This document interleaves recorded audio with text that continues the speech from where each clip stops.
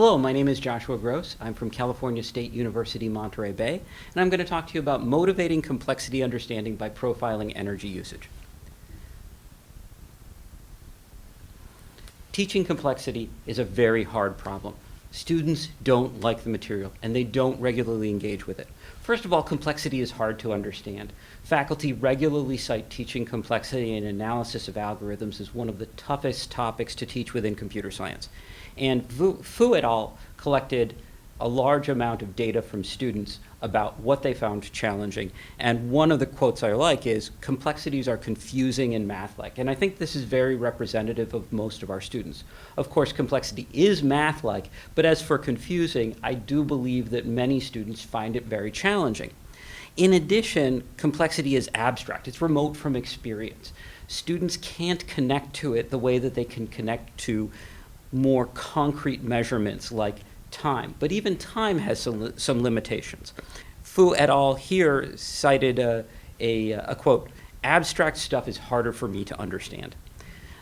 Finally, analysis is tedious. We need to admit that it is tedious. It is very rule-oriented, and you have to follow the rules exactly. In a study done at Princeton, where all students are taught an explicit three-step process for analysis, students only used the three-step process 20% of the time in an experiment.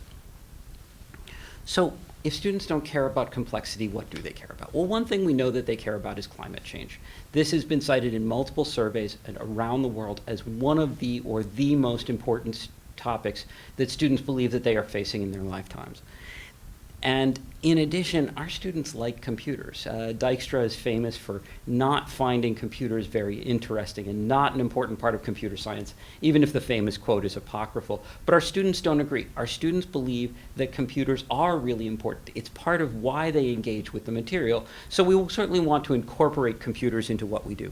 And then finally, concrete measurements. Big O, T of N, those are abstract. Concrete measurements are something that students can observe and see in their world and connect with their own challenges. So this is the Zeitgeist. This is the world that students are dealing with. This is a parody account pretending to be Taylor Swift and also a security expert on Twitter. And the joke is, what's Bitcoin? And humans used to spend megawatts doing worthless math for nerd money. And then another child says, what's it like to live on land? And of course, we know that this isn't actually going to happen, even if the polar ice caps melt. We won't all be swimming in the ocean, but students see the impact of anthropogenic climate change in their world, and it concerns them. That's why they connect with jokes like this, and we want to leverage that.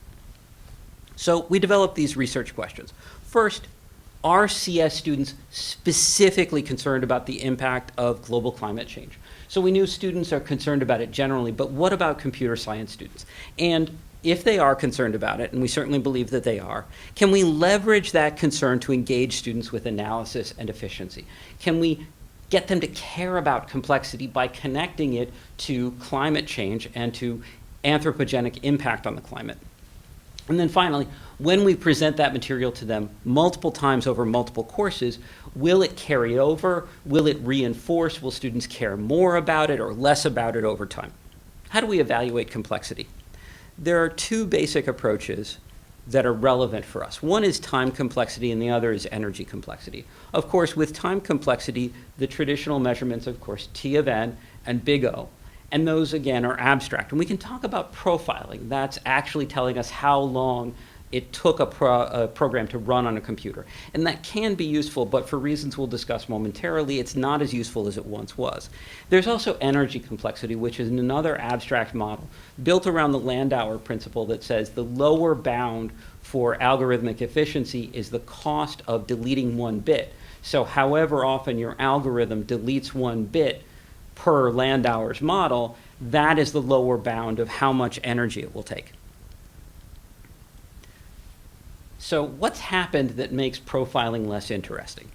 CPUs and RAM have exploded. Many of us started working with computers in the late 70s, early 80s, or even into the 90s. And in the past 4 decades, we've seen 5 order of magnitude increase in CPU speed as measured in floating point operations and in RAM size as well. So, of course, the kind of computer students are working with today is much more sophisticated and much faster than what we started with. In addition, this hardware is cheap. A Raspberry Pi can be had for $50 or even cheaper if you go with a Raspberry Pi Zero. And that Raspberry Pi can sort 1 million numbers in under a second. And that's pretty amazing compared to what many of us dealt with as we were coming through computer science courses. Finally, we often have our students use cloud computing services to complete coursework, and of course that's part of the professional world as well. And that's a really great resource for them, but the problem with that is that they can't see the computation. It's happening remotely, it's happening elsewhere. And so it doesn't seem quite real. So the idea of just profiling, just producing a number, here's how long it took to run, we'd have to produce numbers involving very, very large amounts of data, which of course are realistic, but students don't connect with. Or we'd have to use very, very short measurements of time, which students don't care about. So here is our experimental system, and of course we were doing this during the pandemic, so we had very few shared resources we couldn't get on campus. So we used a Raspberry Pi 4B, a 4 gigabyte model, and we also connected a DHT22 temperature sensor. The reason that we did that is that as ambient temperature increases, the processor is going to become less efficient, and we wanted to ensure that we'd have consistent measurements.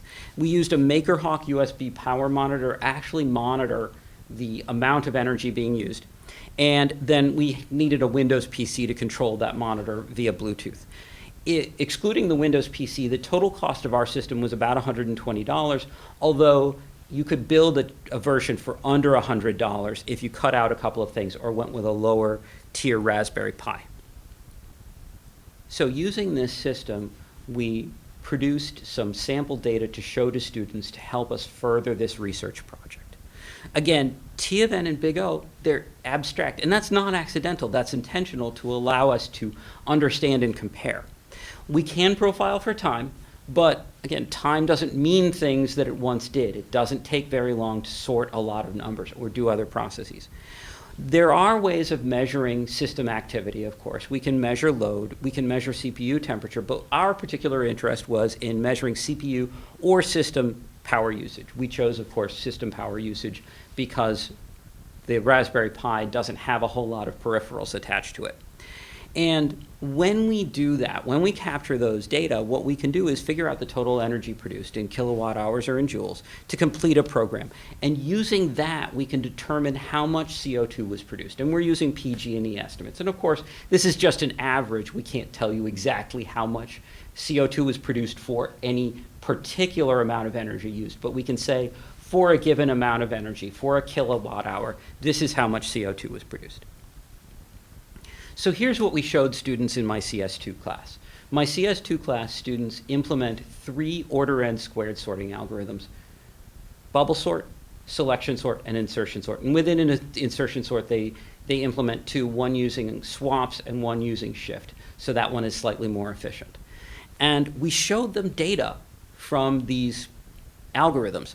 As you can see, there's that characteristic order n square curve that we expect to see from these algorithms. In addition, we can separate out and see that bubble sort is far less efficient than the other order n squared sorts. Then we compared that to n log n sorts. Our students don't actually do this in CS2. They encounter it later in the curriculum, but they understand the concepts. They've been introduced to big O, and they know that there are more efficient sorting algorithms. And as we can see here, we don't see that curve. And that's exactly what we would expect. We wouldn't expect to see that order n squared curve. And in addition, we can point out to students, we've cut energy to about 1/5 of what we were spending with the order n squared sorts. But also, instead of going from 50,000 to 20,000 numbers, we're now sorting from 5 million to 20 million. So we've increased the scale quite dramatically, and we're using less energy. And this had a significant impact on students.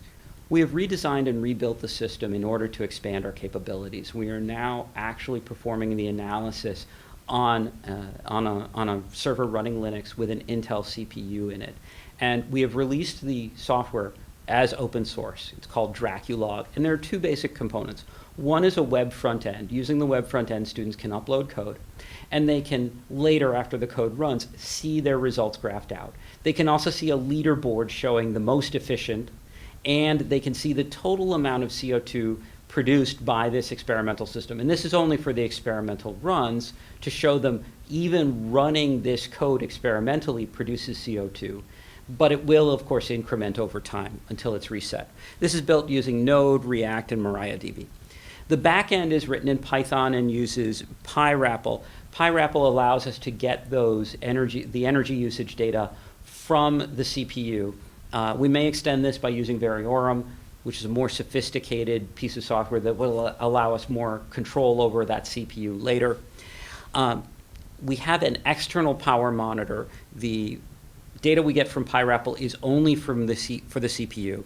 And the external power monitor, which will have plans for, as well as open source software, is something that can be built for about $30 and allows us to measure total energy usage. We produce JSON files so they can be analyzed in other systems, and we can reconfigure for any build and execution process with fairly simple scripts. So we want to repeat this work across the curriculum. For example, we want to look at the trade-offs between linear search and binary search.